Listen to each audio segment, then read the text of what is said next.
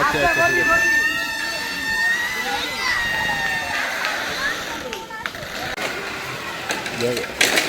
Headlight করবা বলতে মানে বলতে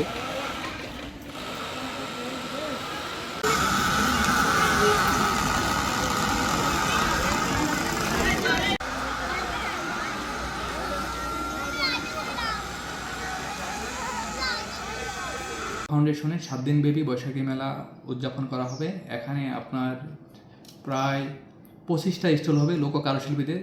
আর এই মেলাটা উদ্বোধন করবেন স্থানীয় সংসদ সদস্য জনাব আজহারুল ইসলাম মান্নান এমপি মহোদয়।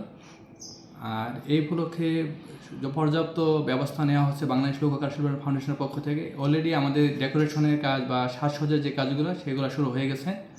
মেলায় অংশগ্রহণ করবেন স্থানীয় কারুশিল্পীবৃন্দ এবং ঢাকার বাইরে এবং দেশের প্রত্যন্ত অঞ্চল থেকে যারা আসবেন তারাও এখানে অংশগ্রহণ করতে পারবেন। মেলাতে আপনি সোনার গায়ের চিত্রিত হাতি ঘোড়া কাঠের যে পুতুল বা এই ধরনের যে ইয়েগুলো আছে, তারপর বাঁশ বেতের শিল্পী, নকশিকাঁথা, জামদানি শিল্পী, মণিপুরী শিল্পী সহ বিভিন্ন মাধ্যমের প্রায় 25 জন কারুশিল্পী বা 25টা স্টলে অংশগ্রহণ করবে।